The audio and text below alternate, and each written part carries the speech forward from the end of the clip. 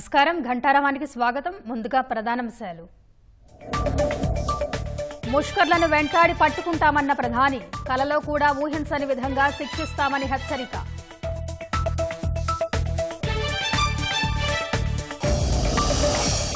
రక్షణ మంత్రి ఆధ్వర్యంలో అఖిలపక్ష సమావేశం.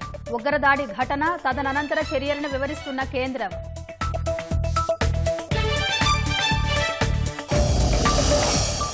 పాక్ పౌరుల అన్ని రకాల వీసాలు నిలిపివేత. ఇప్పటికే జారీ చేసినవి ఈ నెల 27 నుంచి రద్దు.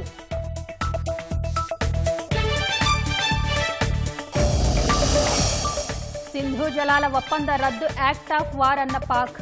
దేశ భద్రతకు ముప్పు వాటిల్లితే గట్టిగా స్పందిస్తామని వ్యాఖ్య.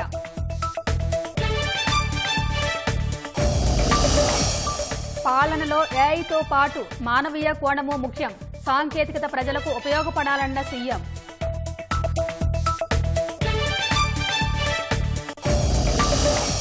పల్లెలు స్వయం ప్రతిపత్తి వ్యవస్థలుగా ఎదగాలన్న పవన్. రాజకీయాలకు అతీతంగా గ్రామాలకు నిధులు ఇచ్చినట్లు వెల్లడి.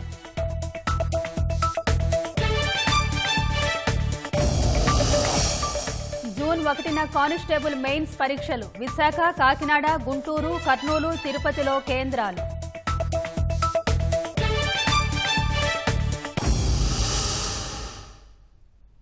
పహల్గాంలో ఉగ్రదాడికి పాల్పడ్డ వారికి, కుట్ర సూత్రధారులకు వారు ఊహించని రీతిలో శిక్ష విధిస్తామని ప్రధాని నరేంద్ర మోదీ తేల్చి చెప్పారు. ప్రతి ఉగ్రవాదిని గుర్తించి ట్రాక్ చేసి భారత్ హతమారుస్తుందని హెచ్చరించారు. ఉగ్రవాదం ఎప్పటికీ లేకుండా అంతం చేస్తామని ప్రధాని పునరుద్ఘాటించారు. బీహార్లోని మధుబనిలో పంచాయతీరాజ్ దినోత్సవంలో పాల్గొన్న మోదీ పహల్గాం ఉగ్రదాడిపై తొలిసారి మాట్లాడారు. పహల్గాం ఘటన కేవలం పర్యాటకులపై జరిగిన దాడి కాదని, భారత ఆత్మపై దాడి చేసేందుకు ముష్కర్లు చేసిన దుస్సాహసమని అన్నారు. ఉగ్రవాది ఎక్కడ నక్కినా సరే వెతికి మరీ శిక్షిస్తామని ప్రధానమంత్రి నరేంద్ర మోదీ పునరుద్ఘాటించారు. ఉగ్రవాదులకు, వారికి మద్దతిస్తున్న వారికి వారు ఊహించని రీతిలో కఠిన శిక్ష విధిస్తామన్నారు. జాతీయ పంచాయతీరాజ్ దినోత్సవం సందర్భంగా బీహార్లోని మధుబనిలో ఏర్పాటు చేసిన కార్యక్రమంలో ప్రధాని పాల్గొన్నారు. ఈ సందర్భంగా పహల్గాంలో ఉగ్రదాడి గురించి ఆయన ప్రస్తావిస్తూ ముష్కరులకు గట్టి హెచ్చరిక చేశారు. ఉగ్రవాదులు భారీ మూల్యం చెల్లించుకోక తప్పదని అన్నారు. తొలుత తన ప్రసంగం ఆరంభంలో పహల్గాం మృతులకు ప్రధాని నివాళులర్పించారు. మోదీతో పాటు సభలోని వారంతా 1 నిమిషం పాటు మౌనం పాటించి అంజలి ఘటించారు. ఉగ్రదాడి కేవలం పర్యాటకులపై జరిగిన దాడి మాత్రమే కాదన్న ప్రధాని, భారత ఆత్మపై దాడి చేసేందుకు శత్రువులు చేసిన దుస్సాహసమని పేర్కొన్నారు. ये हमला सिर्फ निहत्थे पर्यटकों पर नहीं हुआ है.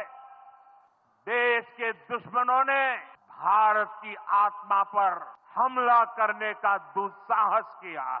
मैं बहुत स्पष्ट शब्दों में कहना चाहता हूं, जिन्होंने ये हमला किया है उन आतंकियों को और इस हमले की साजिश रचने वालों को उनकी कल्पना से भी बड़ी सजा मिलेगी. ఉగ్రదాడి బాధితులకు న్యాయం చేసేందుకు అన్ని ప్రయత్నాలు చేస్తామన్నారు. ఈ విపత్కర పరిస్థితిని ఎదుర్కొనేందుకు దేశం మొత్తం దృఢ సంకల్పంతో ఉందని, ఉగ్రవాదుల స్వర్గధామాన్ని నిర్వీర్యం చేసే సమయం ఆసన్నమైందని వ్యాఖ్యానించారు.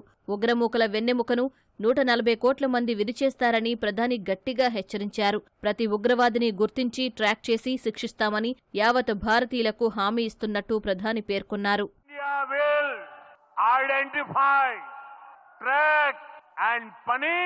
Every terrorist and their backers, we will pursue them to the ends of the earth. India's spirit will never be broken by terrorism. Terrorism will not go unpunished. ఈ నెల 22న జమ్మూ కాశ్మీర్లోని అనంతనాగ్ జిల్లా పహల్గాంలోని ప్రముఖ పర్యాటక ప్రాంతమైన బైసరన్లో ముష్కరులు నరమేధానికి పాల్పడ్డారు.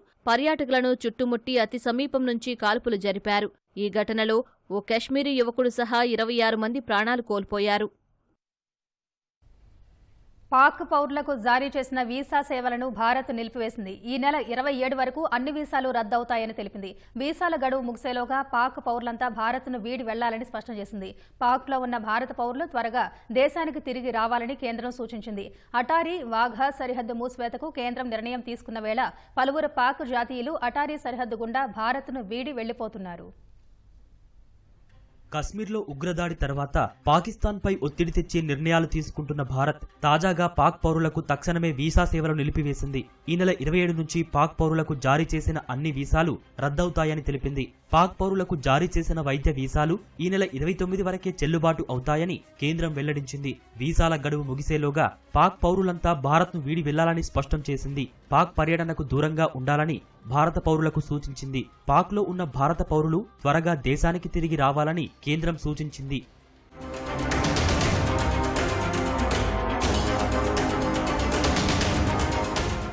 సీమాంతర ఉగ్రవాదానికి ముగింపు పలికే దిశగా భారత్ కఠిన నిర్ణయాలు తీసుకుంటున్న వేళ పాక్ పౌరులంతా అమృత్సర్లోని అటారీ వాఘా రోడ్డు మార్గం ద్వారా భారత్ను వీడుతున్నారు.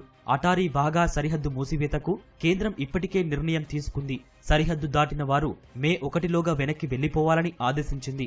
పాక్ పౌరులను భారత్లోకి అనుమతించకూడదని నిర్ణయం తీసుకుంది. ఈ మేరకు పలు పాక్ కుటుంబాలు ఇంటిగ్రేటెడ్ చెక్ పోస్ట్ నుంచి పాకిస్తాన్ వెళ్లిపోతున్నాయి. తమ వీసా గడువు 45 రోజులు ఉన్నప్పటికీ భారత్ను వీడి వెళ్లిపోతున్నట్లు ఓ పాక్ కుటుంబం వెల్లడించింది. అమాయకులను ఎవరు చంపినా వారికి శిక్ష పడాల్సిందేనని చెప్పారు. हमको तो नहीं मालूम, हम आए थे घूमने के लिए ना, तो हमको ऐसे ही 22 को वापसी थी, तो हम तो उसी हिसाब से आ गए। नहीं, मैं कहता हूँ कि खून किसी का भी बहे, खून किसी का भी बहे वो गलत है, चाहे मेरा हो या किसी और का हो, खून सबके दिल में, दिल सबका एक जैसे धड़कता है। మరోవైపు అటారీ సరిహద్దు మూసివేస్తే తమ వ్యాపారాలపై కాస్త ప్రభావం పడినా భారత ప్రభుత్వం తీసుకున్న నిర్ణయాన్ని సమర్థిస్తున్నట్లు స్థానిక వ్యాపారులు తెలిపారు. పహల్గాం ఉగ్రదాడి తర్వాత అరేబియా సముద్రంలో అలజడి చెలరేగింది. ఈ ప్రదేశంలో క్షిపణి పరీక్షకు పాకిస్తాన్ నోటం జారీ చేయగా అంతకంటే ముందే భారత్ నౌకాదళం అత్యాధునిక మిస్సైల్ టెస్ట్ ని విజయవంతంగా నిర్వహించి దాయాది దేశానికి గట్టి హెచ్చరిక పంపింది. Guided missile destroyer INS Surat నుంచి క్షిపణి పరీక్ష విజయవంతంగా నిర్వహించినట్లు భారత నౌకాదళం వెల్లడించింది. భారత్ పాక్ మధ్య ఉద్రిక్తతలు తారాస్థాయికి చేరిన వేళ కీలక పరిణామాలు చోటు చేసుకుంటున్నాయి. పహల్గాం ఉగ్రదాడితో తర్వాత అప్రమత్తమైన భారత నౌకాదళం ఐఎన్ఎస్ సూరత్ నుంచి క్షిపణిని విజయవంతంగా పరీక్షించింది. Guided missile destroyer INS Surat తొలిసారి గగనతలంలో వస్తున్న లక్ష్యాన్ని అత్యంత ఖచ్చితత్వంతో ఛేదించినట్లు నౌకాదళం వెల్లడించింది. ఈ మేరకు ఓ వీడియోను విడుదల చేసింది. సీ స్కిమ్మింగ్ టార్గెట్ను ఖచ్చితమైన సమన్వయంతో విజయవంతంగా ఛేదించినట్లు పేర్కొంది. సముద్ర మార్గంలో రాడార్లను తప్పించుకోవడానికి నీటిపై అతి తక్కువ ఎత్తులో వచ్చే డ్రోన్లు, క్షిపణులు వంటి వాటిని సీ స్కిమ్మింగ్ టార్గెట్లుగా పేర్కొంటారు. ఐఎన్ఎస్ సూరత్ వివిధ రకాల మిలిటరీ ప్లాట్ఫామ్లతో కలిసి లక్ష్యాన్ని ట్రాక్ చేస్తూ ధ్వంసం చేసింది. ఇందుకోసం medium range surface to air మిసైల్ను వినియోగించారు. అటు విమాన వాహక నౌక ఐఎన్ఎస్ విక్రాంత్ అరేబియా సముద్రంలోకి వచ్చింది. ఉపగ్రహ ఛాయాచిత్రాలు దీనిని ధృవీకరించాయి. ప్రస్తుతం కర్ణాటకలో కార్వార్ పోర్టు సమీపంలో ఇది గస్తీ కాస్తోంది.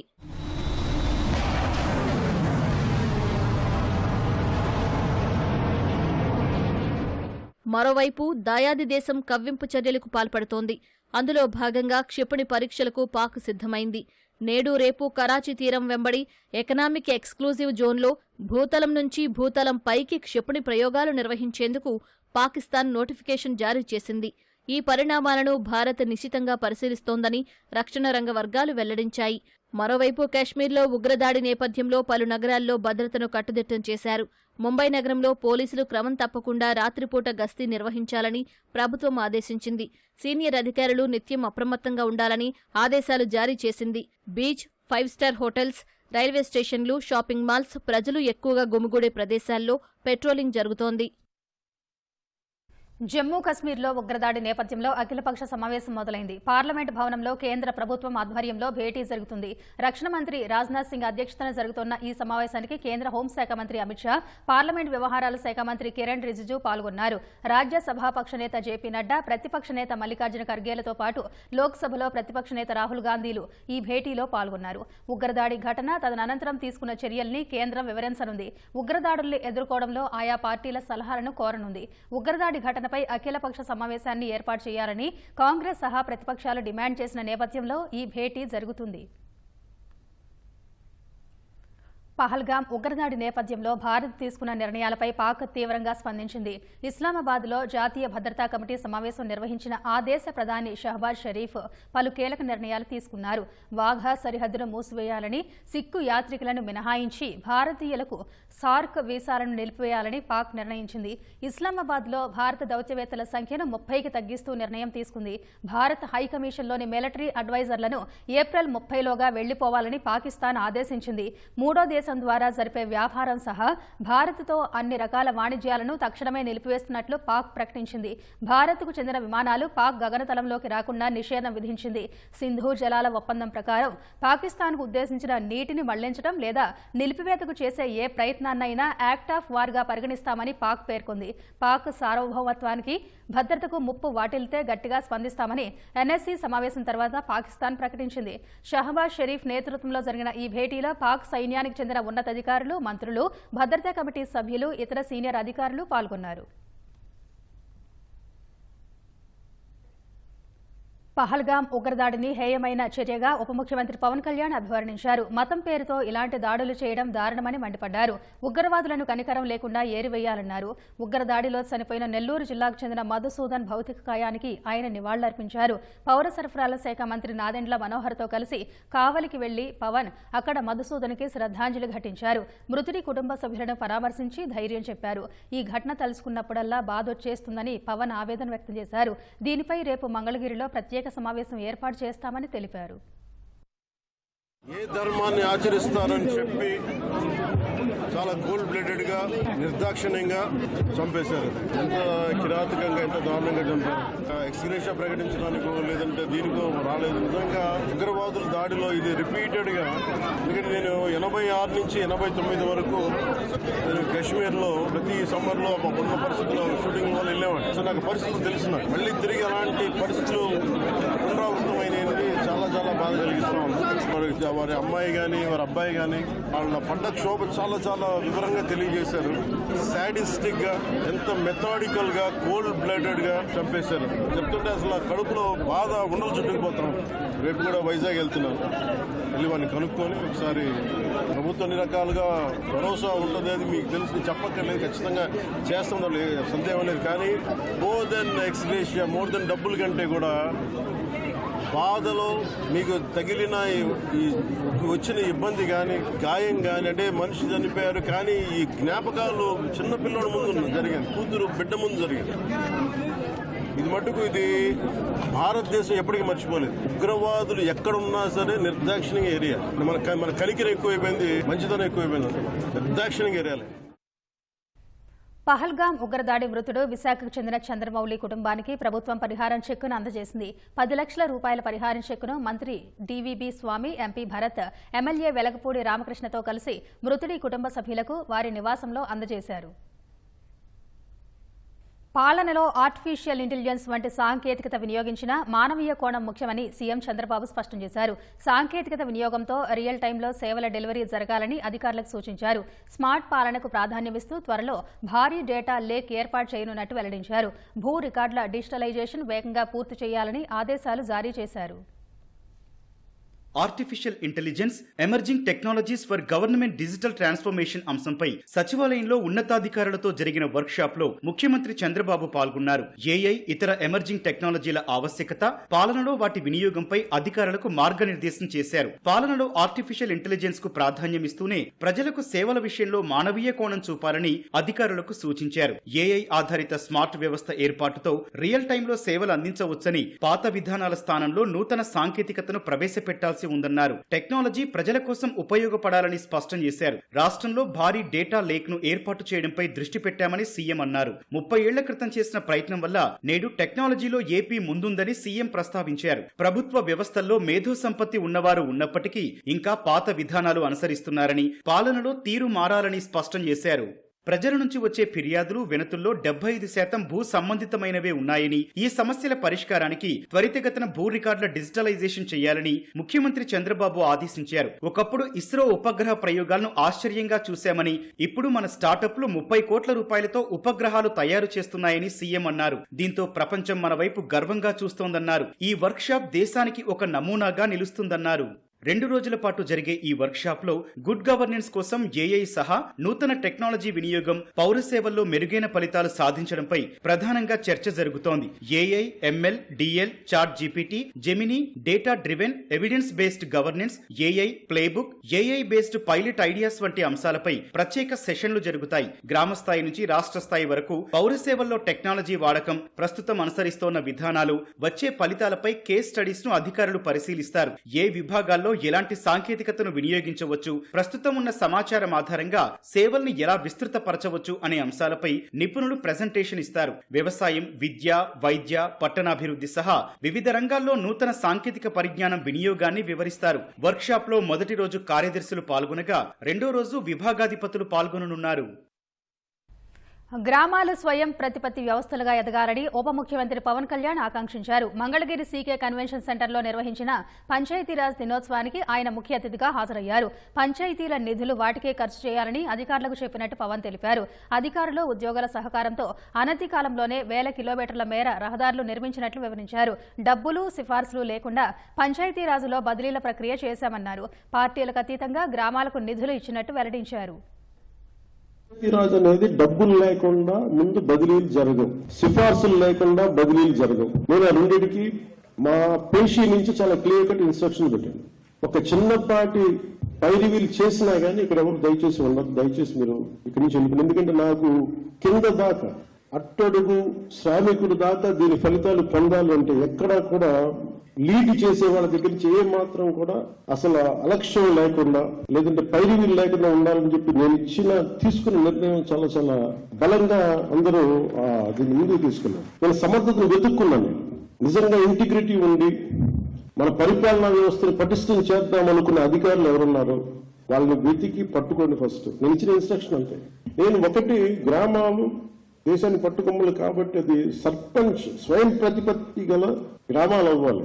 కానీ దానికి చాలా కష్టసాధ్యమైంది. ఏంటంటే ఒకటి, గ్రామాలు, పంచాయతీలు రాజకీయాల్లో కూరుకుపోయినాయి, లేదంటే వర్గపోర్లో కూరుకుపోయినాయి, లేదంటే కులాల మధ్య కూరుకుపోయినాయి. వీటన్నిటినీ అధిగమించి ముందుకు వెళ్ళాలి అంటే ఖచ్చితంగా మనం ఇర్రెస్పెక్టివ్ ద పార్టీస్. అందుకే రాగానే 10,000 కానీ 25,000 కానీ మన జాతీయ దినోత్సవానికి కావచ్చు, లేదంటే మన రిపబ్లిక్ డే కావచ్చు, ఇర్రెస్పెక్టివ్ అక్కడ కూటమికి సంబంధించిన సర్పంచ్లే లేరు. దాదాపు 70-80% ఉంది ఇక్కడ. ఎందుకు ఆ భరోసా ఇవ్వడానికి ప్రయత్నం చేశామంటే ఇట్స్ ఇర్రెస్పెక్టివ్ ఆఫ్ పాలిటిక్స్. రాజధాని అమరావతి పునర్నిర్మాణ పనుల ప్రారంభోత్సవ కార్యక్రమానికి ప్రధానిని ఆహ్వానించేందుకు సీఎం చంద్రబాబు మరోసారి ఢిల్లీకి వెళ్లనున్నారు. శుక్రవారం చంద్రబాబు ఢిల్లీ వెళ్లి ప్రధాని నరేంద్ర మోదీతో సమావేశం కానున్నారు. మే 2న జరిగే అమరావతి నిర్మాణ పనుల శంకుస్థాపన కార్యక్రమానికి రావాల్సిందిగా ప్రధానిని సీఎం స్వయంగా వెళ్లి ఆహ్వానించనున్నారు. అమరావతి, ఏపీకి సంబంధించిన వివిధ అంశాలపై ప్రధానితో సీఎం చంద్రబాబు చర్చించనున్నారు. రాష్ట్రంలో పోలీస్ కానిస్టేబుళ్ల నియామక ప్రక్రియలో మరో ముందడుగు పడింది. గత ఏడాది డిసెంబర్ 30 నుంచి 3 రోజుల పాటు నిర్వహించిన దేహ దారుఢ్య పరీక్షల్లో అర్హత సాధించిన వారికి తుది రాత పరీక్షను జూన్ 1న నిర్వహించనున్నట్లు రాష్ట్ర పోలీస్ నియామక బోర్డు ప్రకటించింది. ఈ పరీక్షలు 5 పరీక్షా కేంద్రాల్లో జరుగుతాయని పేర్కొంది. మొత్తం 95,208 మంది అభ్యర్థులు ఫిజికల్ టెస్టుకు హాజరు కాగా వారిలో 38,910 మంది తుది పరీక్షకు అర్హత సాధించారు. వీరందరికీ జూన్ 1వ తేదీ ఉదయం 10 నుంచి మధ్యాహ్నం 1 గంట వరకు రాత పరీక్షను నిర్వహించనున్నారు. విశాఖ, కాకినాడ, గుంటూరు, తిరుపతి, కర్నూలు కేంద్రాల్లో ఈ పరీక్షలు నిర్వహించనున్నట్లు పోలీస్ నియామక బోర్డు తెలిపింది. 2022-28న పోలీస్ కానిస్టేబుల్, సివిల్, ఏపీఎస్పీలో కానిస్టేబుల్ మెన్ ప్రవేశాలకు నోటిఫికేషన్ జారీ అయింది. 2023 జనవరిలో ప్రాథమిక పరీక్షలు నిర్వహించారు. మొత్తం 4,59,182 మంది హాజరు కాగా 95,208 మంది అర్హత సాధించారు. వీరికి గత ఏడాది డిసెంబర్లో ఫిజికల్ టెస్టులు నిర్వహించారు. సిఐడి మాజీ చీఫ్ సునీల్ కుమార్ పై ఆర్టికల్స్ ఆఫ్ ఛార్జ్ నమోదైంది. సర్వీస్ నిబంధనల ఉల్లంఘన సహా వివిధ అభియోగాలతో ఆర్టికల్స్ ఆఫ్ ఛార్జ్ నమోదు చేశారు. సిఐడి చీఫ్ గా, అగ్నిమాపక శాఖ డీజీగా నిబంధనలు ఉల్లంఘించారని ప్రభుత్వం స్పష్టం చేసింది. ప్రభుత్వానికి తెలియకుండా పలుమార్లు సునీల్ విదేశీ పర్యటనకు వెళ్లారని పేర్కొంది. జార్జియా పర్యటనకు అనుమతి తీసుకుని యూఏఈకి వెళ్లారని ప్రభుత్వం తెలిపింది. ప్రభుత్వానికి తెలియకుండా మరోసారి స్వీడన్ వెళ్లినట్టు వెల్లడించింది. వెయిటింగ్ లో ఉన్నప్పుడు అనుమతి లేకుండా అమెరికా వెళ్లారని 3వ ఛార్జ్ నమోదు చేసింది. అలాగే 2022లో మరోసారి జార్జియా పేరుతో యుఏఈ వెళ్లారని పేర్కొంటూ 4వ ఛార్జ్ నమోదు చేసింది. 2021లో ప్రభుత్వానికి తెలియకుండా యుఏఈ వెళ్లినట్లు సునీల్ కుమార్ పై 5వ ఛార్జ్ నమోదైంది. అలాగే 2019లో అమెరికా వెళతానంటూ యూకే వెళ్లినట్లు 6వ ఆర్టికల్ ఆఫ్ ఛార్జ్ నమోదైంది. ప్రతి ఛార్జ్కు విడివిడిగా జవాబు ఇవ్వాలని సునీల్ కుమార్కు ప్రభుత్వం ఆదేశాలు జారీ చేసింది.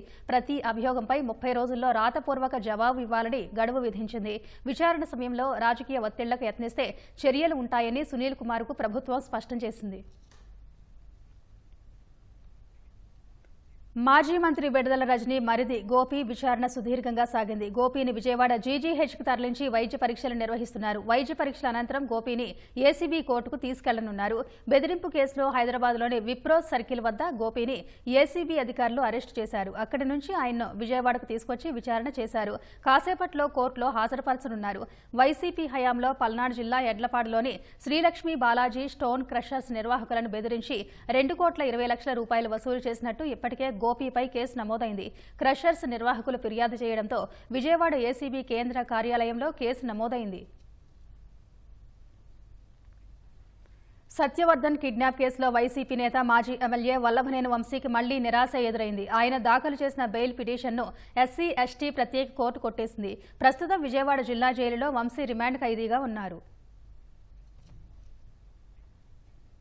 మద్యం కుంభకోణం కేసులో నిందితుడు చాణిక్యకు విజయవాడ ఏసీబీ కోర్టు 14 రోజుల రిమాండ్ విధించింది. మద్యం స్కామ్లో A8 నిందితుడిగా ఉన్న చాణిక్యను నిన్న హైదరాబాద్లో సిట్ అధికారులు అరెస్టు చేశారు. విజయవాడ జీజీహెచ్లో వైద్య పరీక్షలు నిర్వహించి కోర్టులో హాజరుపరిచారు. వాదనలు విన్న ధర్మాసనం చాణిక్యకు రిమాండ్ విధించింది. కోర్టు ఆదేశాలతో చాణిక్యను విజయవాడ జిల్లా జైలుకు తరలించారు. మద్యం కంపెనీలకు ఎంతెంత ఇండెంట్లు, ఆర్డర్స్ ఎంత ఇవ్వాలి, వచ్చిన నగదును రాజ్ కేసిరెడ్డికి చేరవేయడంలో చాణిక్య కీలక పాత్ర పోషించినట్టు సిట్ అధికారులు గుర్తించారు. ప్రతివారం ఈ లెక్కలన్నీ రాజ్ కేసిరెడ్డికి చాణిక్య అందజేసేవారని సిట్ విచారణలో తేలింది. విచారణలో చాణిక్య నుంచి పలు కీలక విషయాలు సిట్ రాబట్టింది. వైసీపీ నేత మాజీ ఎంపీ గోరంట్ల మాధవ్కు గుంటూరు స్పెషల్ మొబైల్ కోర్టు 14 రోజుల రిమాండ్ విధించింది. మాధవ్ సహా 6గురికి రిమాండ్ విధించింది. 2 రోజుల కస్టడీ ముగియడంతో నిందితులను పోలీసులు కోర్టులో హాజరుపరిచారు. కోర్టులో హాజరుపరిచే ముందు గోరంట్ల మాధవ్కు జీజీహెచ్లో వైద్య పరీక్షలు నిర్వహించారు. చేబ్రోలు కిరణ్పై దాడికి ప్రయత్నించిన కేసులో గోరంట్ల మాధవ్ను పోలీసులు అరెస్టు చేశారు.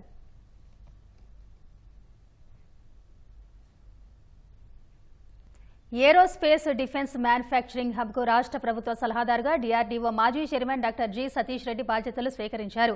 మంగళగిరి ఏపీఐఐసీ ప్రధాన కార్యాలయంలో బాధ్యతలు చేపట్టిన సతీష్ రెడ్డికి విజయవాడ ఎంపీ కేశినేని శివనాథ్ పుష్పగుచ్చం అందించి శుభాకాంక్షలు తెలిపారు. డీఆర్డీఓ చైర్మన్గా పనిచేసిన సతీష్ రెడ్డి సేవలు ఏపీకి ఎంతో అవసరమని శివనాథ్ అన్నారు. తనని రాష్ట్ర గౌరవ సలహాదారుగా నియమించినందుకు సీఎం చంద్రబాబుకి సతీష్ రెడ్డి కృతజ్ఞతలు తెలిపారు. క్షిపణుల అభివృద్ధి కేంద్రంగా రాష్ట్రాన్ని తీర్చిదిద్దుతానని ఆయన వెల్లడించారు.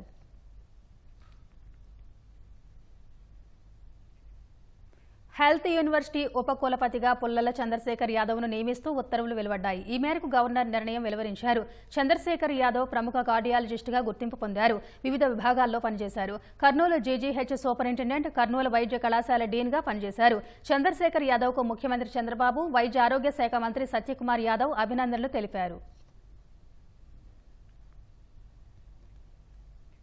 ఆలయాల్లో సేవలు చేసే నాయి బ్రాహ్మణులకు మేలు కలిగేలా ప్రభుత్వం నిర్ణయం తీసుకుంది. నెలవారీ భృతిని 25,000 రూపాయలకు పెంచుతూ ఉత్తర్వులిచ్చింది. 20,000 నుంచి 25,000 రూపాయలకు పెంచుతూ దేవాదాయ శాఖ ఆదేశాలు జారీ చేసింది. 44 6A కేటగిరీ దేవాలయాల్లో కేశఖండన చేస్తున్న వారికి వర్తించేలా జీవో జారీ చేసింది. ఇటీవల నిర్వహించిన సమీక్షలో నాయి బ్రాహ్మణులకు నెలవారీ భృతిని పెంచాలని సీఎం చంద్రబాబు ఆదేశించారు. ఈ మేరకు ప్రభుత్వం ఉత్తర్వులు విడుదల చేసింది. టీమిండియా హెడ్ కోచ్గా గౌతమ్ గంభీర్కు ఐసిస్ కశ్మీర్ పేరిట బెదిరింపులు వచ్చాయి. ఈ నేపథ్యంలో ఢిల్లీ పోలీసులను గంభీర్ ఆశ్రయించారు. తనను చంపేస్తామంటూ 2 మెయిల్స్ వచ్చినట్టు గంభీర్ పేర్కొన్నారు. తనకు, తన కుటుంబ సభ్యులకు భద్రత కల్పించాల్సిందిగా ఫిర్యాదు చేశారు. బెదిరింపు మెయిల్ పంపిన వారిని గుర్తించేందుకు ఢిల్లీ సైబర్ సెల్ యత్నిస్తోంది. పహల్గాం ఉగ్రదాడిని ఎక్స్ మాధ్యమంలో గంభీర్ ఇంతకుముందు ఖండించారు. ఉగ్రదాడి జరిగిన రోజే గంభీర్కు బెదిరింపులు వచ్చినట్టు తెలుస్తోంది. 2022లోనూ గంభీర్కు ఈ తరహా బెదిరింపులు వచ్చాయి.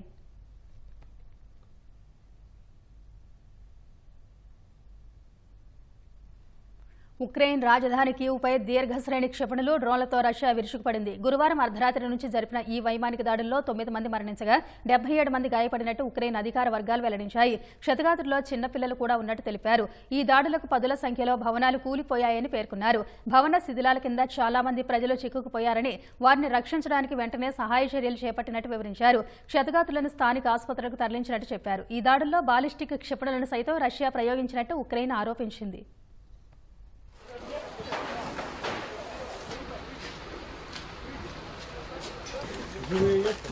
Да, він живе 1 кілограм, 170.